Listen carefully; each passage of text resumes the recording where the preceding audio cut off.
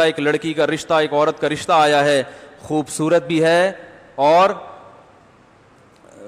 ذات منصب و مال، دولت مند بھی ہے اور عہدے والی بھی ہے، منصب والی بھی ہے.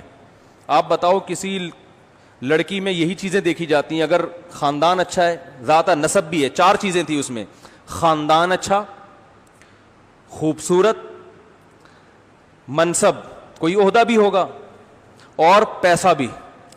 آپ کو اگر کوئی ایسا رشتہ ملے لڑکی میں 4 کوالٹی ہوں، چھوڑو گے آپ؟ دنیا چھوڑ دو گے؟ رشتہ کیا ہو گیا بھائی؟ رشتہ چھوڑو گے؟ نہیں چھوڑو گے. صحابی نبی کے پاس آئے، عرض کیا یا رسول اللہ ایسا رشتہ آیا لاکنہا لا تلد، ایک عیب ہے کہ اس کے ولادت نہیں ہو سکتی، بانجھ ہے.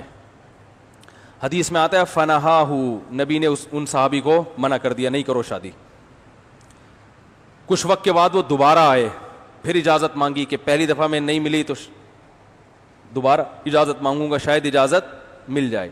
دوبارہ آئے، عرض کیا یا رسول اللہ، پھر یہ نہیں کہا یا رسول اللہ وہی والی عورت سے دوبارہ نکاح کی اجازت لینے آیا ہوں، نہ، بلکہ وہ 4 صفات دوبارہ ریپیٹ کی ہیں تاکہ کچھ تو اثر ہو جائے آپ صلی اللہ علیہ وسلم پہ، کچھ میرے جذبات سے اور اس عورت کی خصوصیات سے متاثر ہو جائیں.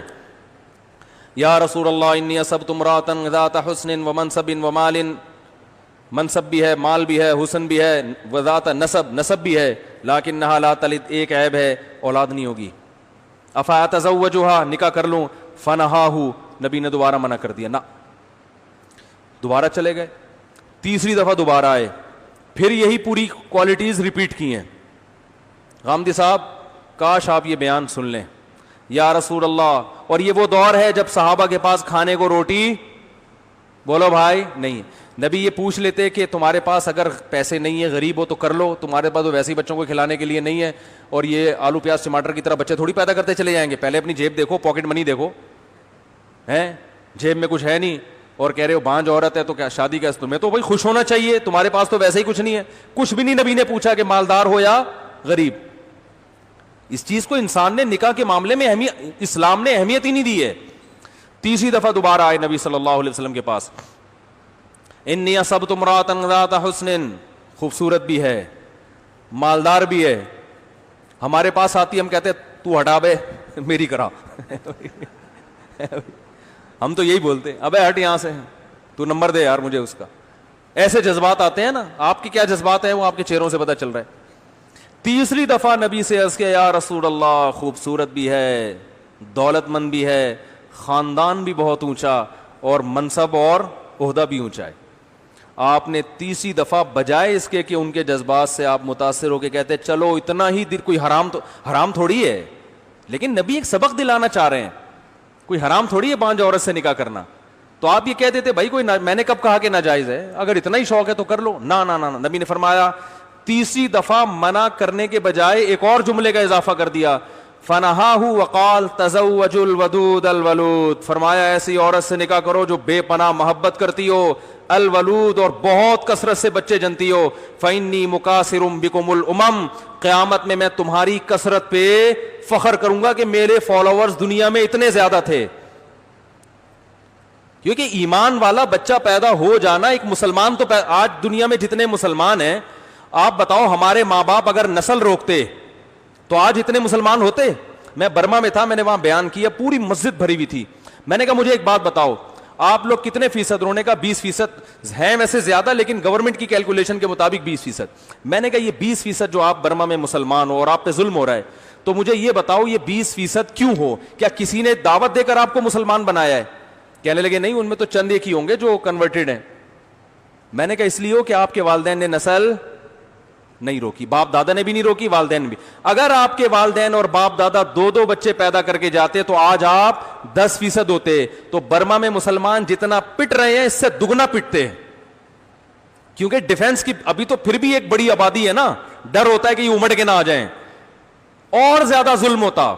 انڈیا میں مسلمان اگر اپنی نسل روکتے تو آج کہا جاتا ہے 20% ہیں، وہاں بھی زیادہ، فرض کرو 20% ہیں تو اور کم ہوتے، ان کے ووٹ کی ویلیو بالکل ختم. اب کم از کم اتنا تو ہے کہ کوئی بھی سیاسی جماعت الیکشن لڑنے کے لیے کچھ نہ کچھ مسلمانوں کو بھی، کچھ طبقے کو تو ساتھ ملانے کی کوشش کرتی ہے. تو اگر یہ تعداد اور دگنی ہو گئی انڈیا میں تو مسلمانوں کی اگلی نسل میں ووٹ کی طاقت دگنی ہو جائے گی کہ نہیں ہو جائے گی؟ تو غامدی صاحب کو کہنا چاہیے تھا کہ انڈیا کے مسلمانوں، ہندو جو ہمیشہ جو متعصب ہندو جیتتے ہیں اس کی وجہ یہ ہے کہ ان کی تعداد، ان کا ووٹ بینک انڈیا میں زیادہ ہے. آپ بہت تیزی کے ساتھ نسل بڑھاؤ تاکہ اگلی نسل میں آپ کا ووٹ بینک، اس کی قوت بڑھ جائے. تو نبی تو یہ سب چیزیں جانتے تھے، اس لیے اپنی امت کو ترغیب دے رہے ہیں کہ انہوں نے میدانوں میں لڑنا بھی ہے. ان کی جب تک ان کی افرادی قوت اتنی بائیکاٹ اگر اتنی بڑی آبادی کرے گی تو اس بائیکاٹ کا اثر ہوتا ہے. تو بہت کچھ مسلمان اپنی آبادی سے کر رہا ہے. ٹیکنالوجی نہیں ہے، وہ ہماری حماقتوں سے ہے، اس کا تعلق آبادی سے نہیں ہے. وہ تو ہمارے اس سے آدھی بھی آبادی ہوتی تو اس سے بھی زیادہ گئے گزرے ہوتے. جو ہماری یونیورسٹیوں کا اور کالجز کا حال ہے نا، اس کا بچوں کی کثرت سے تعلق نہیں ہے. اس میں ایک بچے کو بھی داخل کراؤ گے نا، وہ بیچارہ گدھا ہی بن کے نکلے گا. وہ تو سسٹم ایسا ہے نا، گدھے بندے ہوئے ہیں. آپ دیکھ لو سندھ کے، میں نے خود واٹس ایپ پہ آگے شیئر کی ہیں، وہ اسکول دکھایا اس میں گدھے بندے ہوئے ہیں. جب ایجوکیشن کا یہ حال ہو تو پھر ایک بچہ ہو یا 1000 ہو، وہ گدھے کے گدھے ہی ہوں گے. تو خیر میں جلدی سے بات کمپلیٹ کروں. نبی صلی اللہ علیہ وسلم کے پاس آئے. اب اس حدیث میں چند چیزیں ہیں. نمبر 1، سوال پیدا ہوتا ہے جب ایک بانجھ عورت کا رشتہ ان صحابی کو میسر آیا تھا تو نبی سے پوچھنے کیوں آئے؟ وہ یقیناً ان کو معلوم تھا کہ اس کے ولادت نہیں ہوگی اور نبی صلی اللہ علیہ وسلم امت سے نسل بڑھانا چاہتے ہیں، تو اس لیے احتیاط اسی میں ہے کہ ایک دفعہ پہلے پرمیشن لے لو. اس سے پتہ چلتا ہے کہ اولاد بڑھانا یہ اتنی اسلام کا اہم حکم ہے کہ صحابہ میں یہ پہلے سے مشہور اور معروف چیز تھی، ورنہ پوچھنے کی ضرورت کیا تھی. نمبر 2، ایسا اتفاق ہوتا نہیں ہے کہ ایک عورت بانجھ ہو مگر باقی ساری کوالٹیز ہوں اس کے اندر. ایسا ہوتا ہے کیا؟ ساری صفات ایک عورت میں اکٹھی تھوڑی ہوتی ہیں، بس ایک عیب ہو کہ بانجھ ہو. تو یہ معلوم ہوتا ہے کہ یہ واقعہ دور نبوت میں اللہ کی طرف سے وجود میں لایا گیا ہے تاکہ پروفیسر غامدی جیسے لوگ، اللہ کو پتا تھا پیدا ہوتے رہیں گے، تو اللہ نے بتا دیا کہ اتنی ساری کوالٹیز کو نظر انداز کر دیا گیا ہے نسل کی خاطر. یعنی نسل بڑھانا اتنی اہم چیز ہے کہ عورت کی تمام صفات ایک طرف، سب سے اہم صفت کیا ہے کہ وہ نسل بھی دے گی کہ نہیں دے گی. یہ عورت کی تمام کوالٹی، اس کی ایجوکیشن، اس کا خاندان، اس کا حسن و جمال، یہ سب ایک طرف ترازو کے ایک پلڑے میں، اور ایک کوالٹی کیا ہے کہ وہ نسل بڑھائے گی، یہ دوسرے پلڑے میں. تو یہ دوسرا پلڑا شریعت کی نظر میں وزنی اور فطرت کی نظر میں بھی ہے. نکاح کا بنیادی مقصد کیا ہے؟ دنیا میں جہاں بھی نر اور مادہ کا ملاپ ہوتا ہے اس کا بیسک مقصد میڈیکل سائنس کہتی ہے نسل کو کیا ہے؟ بڑھانا ہے. تو انسانوں میں بھی یہی قانون ہے. تو جب وہ بیسک مقصد ہی حاصل نہیں ہو رہا تو ضمنی فائدے تو حاصل ہوں گے، بنیادی مقصد حاصل نہیں ہوگا. تو اس لیے نبی صلی اللہ علیہ وسلم نے بتا دیا بھائی اسلام تو دین فطرت ہے. تو نکاح کے جب بیسک مقصد ہی حاصل نہیں ہو رہا تو پھر کیوں کر رہے ہو؟ یہ ایک الگ مسئلہ ہے کہ وہ بیچاری کہاں جائے گی. تو بھائی بہت سے لوگ ہیں جن کو کہیں رشتہ نہیں مل رہا ہوتا، وہ کر لیں گے اس سے، لیکن جو آپ سے مشورہ لے گا اسے تو آپ وہی مشورہ دیں گے نا جو بہتر ہوگا. تو تیسرا پوائنٹ یہ کہ صحابہ کرام کو جب ایک دفعہ کسی چیز سے روکا جاتا تھا وہ رک جاتے تھے، دوبارہ نہیں آتے تھے. یہاں 3 دفعہ آ رہے ہیں تو یہ صحابہ کی عادت کے بھی خلاف.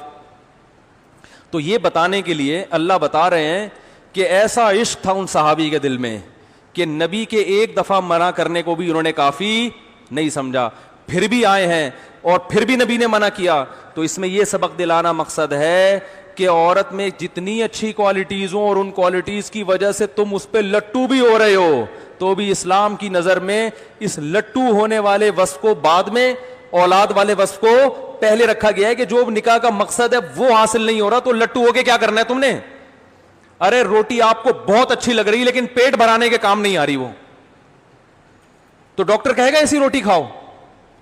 آپ شوگر کے مریض ہو، رسگلہ بہت اچھا لگ رہا ہے آپ کو، ڈاکٹر کہے گا اچھا تو لگ رہا ہے مگر رسگلہ سے جو مقصد ہے نا کہ انرجی ملے گی، کاربوہائیڈریٹ ملیں گے، وہ مقصد آپ کو حاصل، بولو بھائی نہیں ہوگی، آپ شوگر کے مریض ہو، آپ یہ افورڈ نہیں کر سکتے.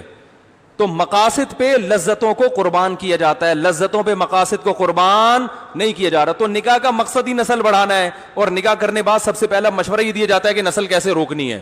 تو یہ پاگلوں والی حرکتیں ہیں. اللہ کا شکر ہے اللہ نے ہمیں قرآن و حدیث پر چلنے کی توفیق عطا فرمائی. اور چوتھے پوائنٹ یہ پتہ چلتا ہے کہ تیسری دفعہ میں جب بھی کوئی اجازت لینے کے لیے آتا ہے تو یا تو منع نہیں کیا جاتا یا منع کیا جاتا ہے تو نرم انداز سے. جیسے ہمارے پاس اگر کوئی آئے گا تو ہم تیسری دفعہ میں کہتے ہیں کہ یار اب اتنا بھی دل چاہ رہا ہے تو بہتر تو یہی ہے کہ نہیں کرو, لیکن اگر چلو کرنا ہے تو ٹھیک ہے. یہ ہوتا ہے نا.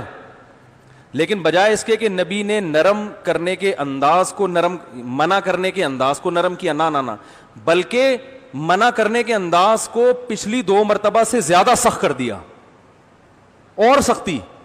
فرمایا نہیں, بلکہ کیا ہے کہ میں یہ کہہ رہا ہوں کہ ایسی عورت, تم یہ کہہ رہے ہو بانجھ ہے, تو صرف بانجھ نہ ہونا بھی کافی نہیں ہے.